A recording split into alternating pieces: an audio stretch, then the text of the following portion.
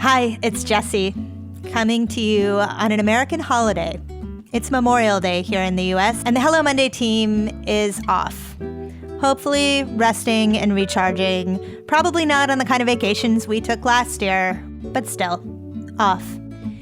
So I got together with our producer, Sarah Storm, to go back through the archives and find you one of our favorite episodes, and it didn't take long. Sarah, who did we choose? We chose Roxanne Gay because she's somebody who speaks really personally, I think, to both of us. And we thought that she had so many clear takeaways for our listeners, both on craft and discipline when it comes to writing and on mentorship, both being mentored and being a mentor. She's a feminist in every breath, unapologetically. And I have to tell you, Sarah, I'm not usually nervous when I come to a conversation. I just love talking to people. But with Roxanne, I was so nervous. I think you can hear it in the tape. It's understandable. I think you both sound fantastic, but I get it. I sent an email to be like, hey, we're re-airing this episode. And it was like, be cool, be cool. I don't think I was cool. Because, but hey. So if you're Roxanne Gay and you're listening to this, we adore you. If you are not Roxanne Gay and you're listening to this, we hope that you also find some interesting things for yourself in this episode on mentoring, on craft, and we want to talk to you about them. That's right, we do. And so please join us for our office hours on Wednesday at 3 p.m. Eastern. You can find me and Sarah and our favorite cups of coffee by going to my profile on LinkedIn. Hope to see you there. Happy holiday.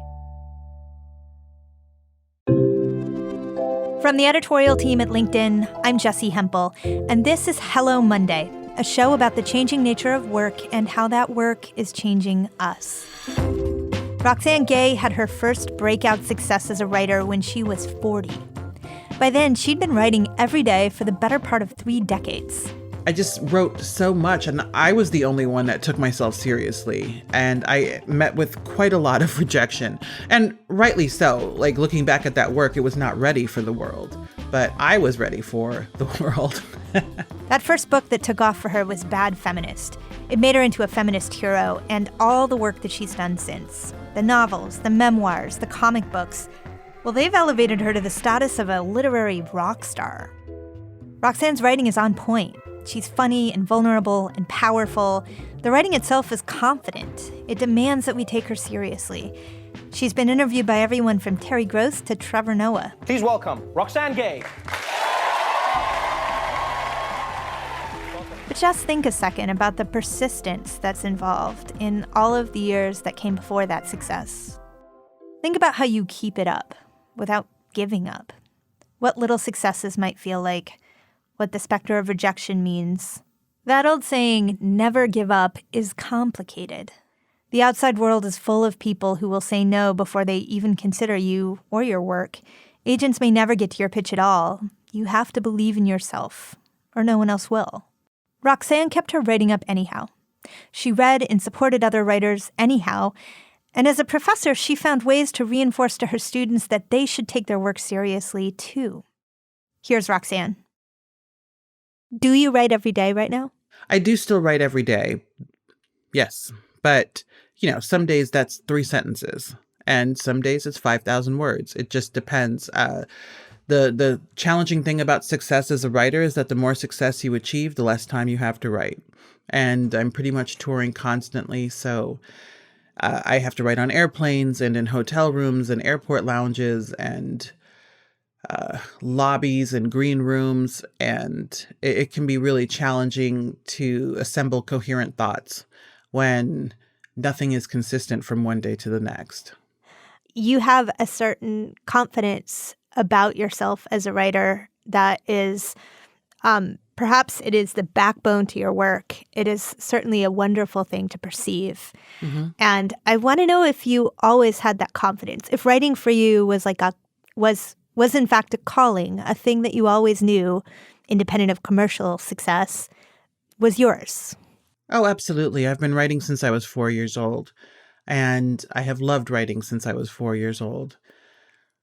I don't know. I wouldn't say that I have confidence, but I can project confidence. I think that to be a successful writer, you have to project confidence and at some point feel confidence while also grappling with profound insecurity and self-loathing. So it's just a question of balancing those things. But at the same time, I have been doing this for a very long time. I've been writing for more than 35 years, probably closer to 40 years now. Even though, of course, when I was 4, I was writing what you would expect a 4-year-old to write. I wasn't a prodigy or anything like that. I was writing silly little stories on napkins. But I've been writing with I've been writing with purpose for more than 20 years. And so I would hope after that many years and that much practice that I am at least reasonably talented at stringing some sentences together. If I wasn't, I should really get another hobby. Well, who are the people along the way that helped you to embrace that talent and develop it? My parents, certainly. They're Haitian and very insistent on the trifecta of engineering, medicine, or law.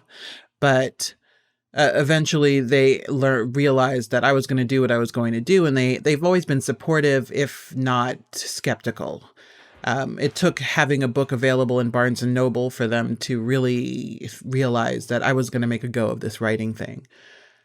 In high school, I had a writing teacher named Mr. McGuinn, and he definitely recognized that I had some writing talent. And he was actually the first person to tell me to write every day. And back then I thought, oh my God, he's giving me this precious piece of advice and he's only telling me. And I really felt very special. And so from that point on, I wrote every day, and I was like 14, 15 years old. And of course, the older I got, the more I realized, that's a common piece of writing advice. But I felt like it was a very special and personalized piece of writing advice. So I took it deeply seriously. I just wrote so much, and I was the only one that took myself seriously. And I met with quite a lot of rejection, and rightly so. Like, looking back at that work, it was not ready for the world, but I was ready for the world. And so it just was sheer persistence and a relentless personality that got me through. And when I started encountering commercial success, I definitely had a mentor, Tiari Jones, who shepherded me the way she has shepherded and continues to shepherd many young Black writers, or rising Black writers, I should say. And it was definitely so important to have that support and to have a model for how to be a writer in public and how to be a writer in private. And I will always be grateful to her for her mentorship. So what do you mean she shepherded you? Well, a lot of times it was just advice and counsel on how to be a Black writer in a world that oftentimes does not take Black writers seriously. And she always, especially early on, told me the importance of the Black writing community and how we don't have to all get along, but in general, we are at least in some form or fashion looking out for one another out in the world, because we have to. If we don't, who will? And that piece of advice has really stayed with me. Even when I don't like someone, I just think, well, I'm going to support them in the ways that I can. I don't need to like them. But more often than not, I actually do. But just that sense of community and recognizing the importance of community and the importance of sharing the ladders that you climb and build in your career. And so the minute I could, I started to do mentoring for young writers, and I will always do that. So she's just a model. Like, she reaches out the minute like a young Black writer starts to get on the radar, she oftentimes will reach out and just be so kind and so helpful. She will call you on the telephone, which is a rarity in this day and age. She has advice. She gives practical advice that is incredibly helpful. She's just a role model. And an amazing writer too. You mentioned the difference between public and private, and I'm curious what you were getting at there, what you needed to learn. Oh, just, how to be a writer in public, how to talk about your work, how to talk about the work of other writers, things like that. And in private, how to put in the work and how to treat people, because it's actually, the writing community is big, but it's also really small and everybody talks. And so it's really important to treat people well. And a lot of people forget that. And so it's always good to be reminded, treat people well and do unto others as you would have done unto you. And that's something that I try to do both publicly and privately.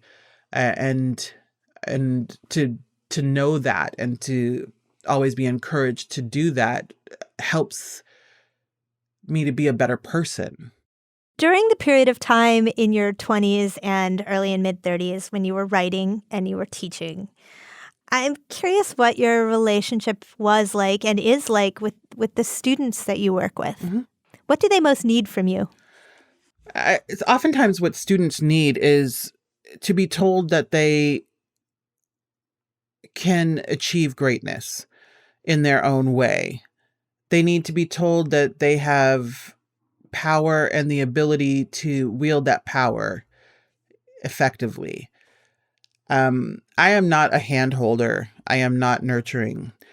But I do believe in encouraging my students to believe they are good writers and that they can become better writers. Because in academia, there is this rhetoric that students are bad writers and that each generation of students is bringing about the end of the written word with their impoverished writing skills. This has been going on since the 1800s.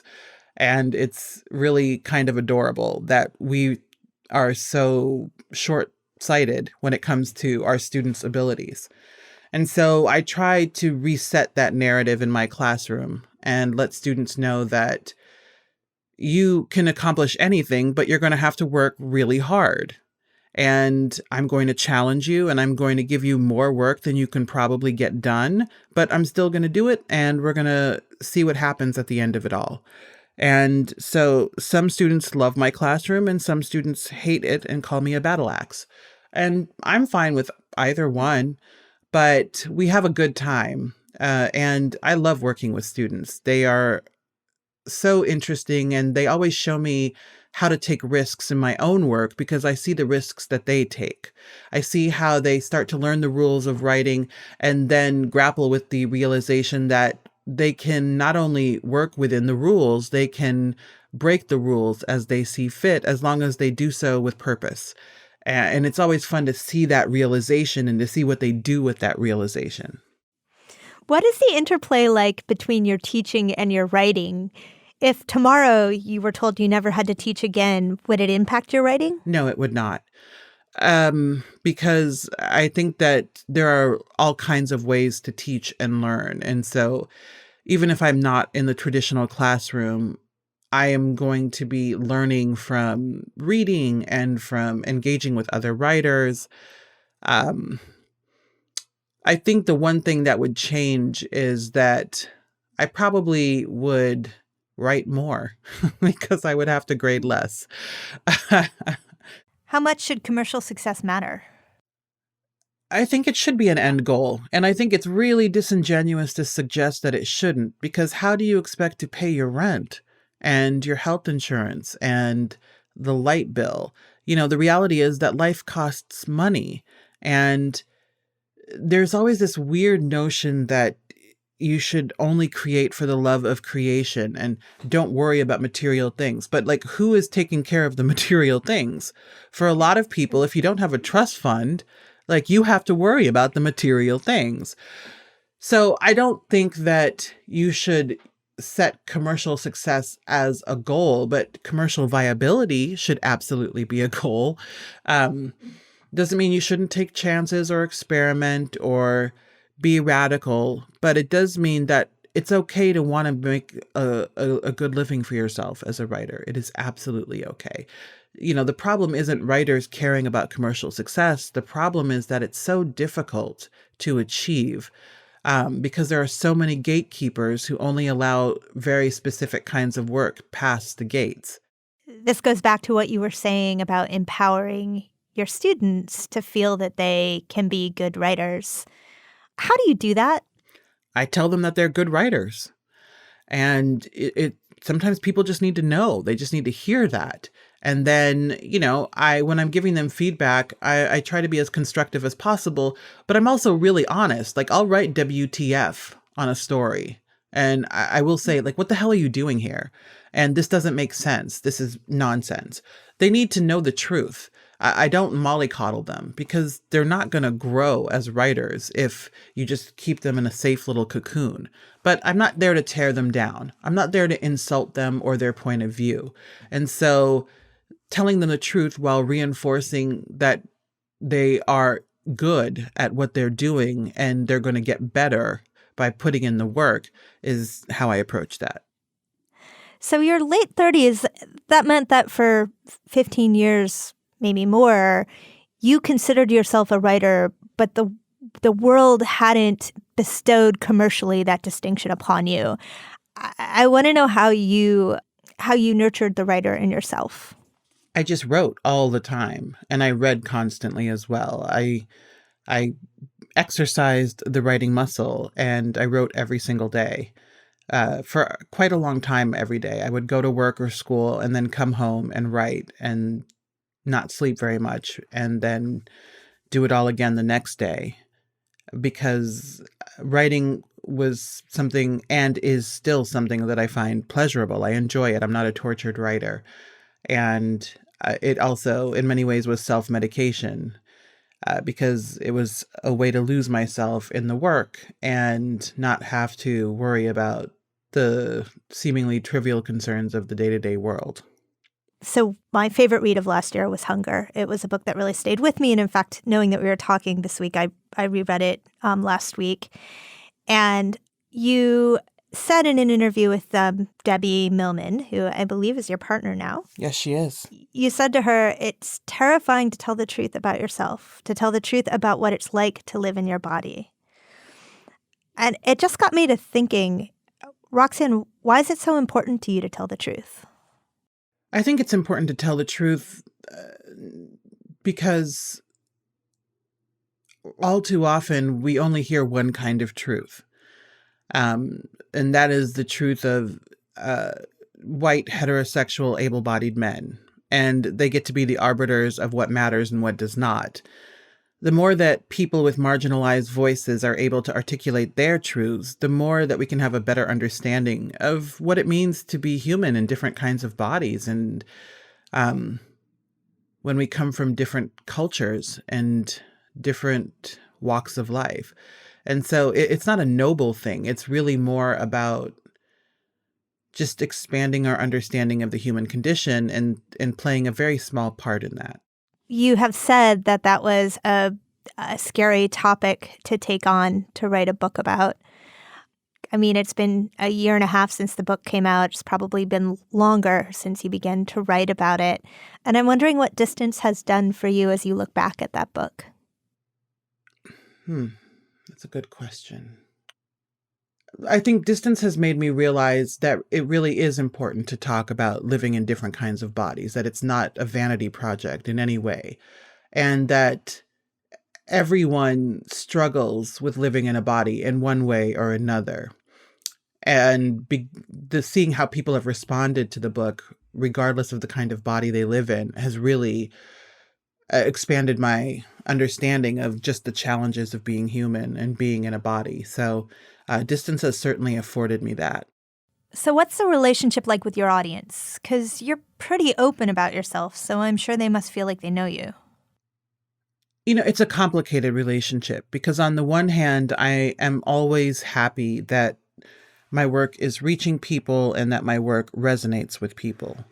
On the other hand, it's really challenging because people give me their stories and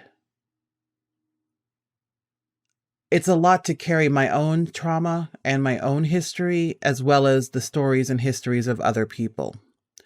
And so I've had to develop very firm boundaries because I'm not a therapist. And writing this book was actually not therapy. It was work. And it was a very specific kind of work. And so I have to make clear to people that I honor their stories, and I'm flattered that they trust me enough to share their stories with me, but I can't always carry them in addition to my own. Do you think that that is specific to memoir as a genre, and specifically memoir written by women? I think it is. And I think that people have very narrow ideas of the role that Black women should play, and that they often expect Black women to be maternal and caretaking. And that's not my role in your life. I'm a professional. This is not all id or emotion. There's craft and rhetoric and choices that have gone into the shaping of the work, the structure of it, the articulation of the ideas. And I think it's important to remember that. We oftentimes dismiss women's work as emotional, and we act as if craft choices have not been made in the composition of that work. And so I always try to remind people that this was work, and I enjoy my work, but it's not a diary. A few decades from now, when you're looking back at your career, what do you want to have accomplished? I want to have created opportunities for other Black women writers to thrive in this world. Thank you for taking the time to talk with me about why you do what you do and how you do what you do. Oh, you're more than welcome. Thank you. That was Roxanne Gay, professor, critic, writer. You can check out her podcast, Here to Slay, which she hosts with Dr. Tressie McMillan Cottom. This week's episode got me thinking about what it means to teach people well. Roxanne highlighted this idea. She said it had a lot to do with having confidence in them and with telling them that. It made me think of this amazing high school teacher that I had. Her name was Ellen Myers. You know, she told me I was smart and that I was a good writer. And looking back, I bet she said it to a lot of the kids, but I thought that feedback was just for me. And that made me feel that I really mattered. And I think a lot of people probably have someone like that, a teacher or a mentor who made the difference for them. And I want to hear about those folks. So write to us at Hello Monday at LinkedIn, or post on LinkedIn using the hashtag Hello Monday. And join us next week for a conversation with Wilson Tang. A decade ago, he inherited his family's Chinese restaurant. Growing up with immigrant parents, my parents wanted me to be able to have like a white-collar job and to own my own restaurant, and more specifically a Chinese restaurant in Chinatown, was definitely far from what they would want me to do. The restaurant was a hole-in-the-wall joint in Chinatown, and it could have gone the way a lot of New York's restaurants do, out of business. Instead, Wilson grew it into a global brand that was so popular that he and his family are now in ads for The Gap. Hello Monday is a production of LinkedIn. The show is produced by Laura Sim. Joe DeGiorgi mixed our show. Dave Pond is our technical director. Maya Mangini is our editorial program manager. Florencia Iriando is head of original audio and video. Our music was composed just for us by the mysterious Breakmaster Cylinder. We also featured music by Poddington Bear. Dan Roth is the editor-in-chief of LinkedIn. I'm Jessie Hempel. See you next Monday. And thanks for listening. So this might be a base question, but do you like the internet in 2019? I like parts of the internet in 2019, and I think parts of it, I believe in free speech, but I think that social media really dropped the ball when they decided to let anything go. I think that allowing hate to flourish has done us a disservice. Allowing false information to flourish has done us a grand disservice. And I wish more people would take care of the spaces that they create, because, we're not allowed to litter. So why do we allow litter into our social media spaces? It's just really disappointing. They really shouldn't. Islamophobia, homophobia, misogyny, racism of all kinds, these are not acceptable ways of thinking and behaving.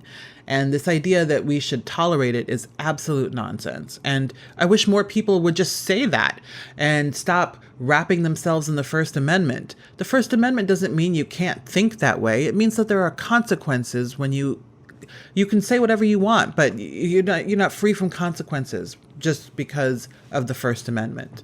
It sometimes seems that some amendments are more important than others, or certainly more protected and hidden behind. Absolutely. And also, it's who gets to use those amendments, because oftentimes I block trolls and they say you're silencing me. And I'm like, I don't have to listen to you. I don't know you. I don't owe you my time. Like, get a grip. And it's just absurd. It's just a bunch of man children. They need to go back to their mothers.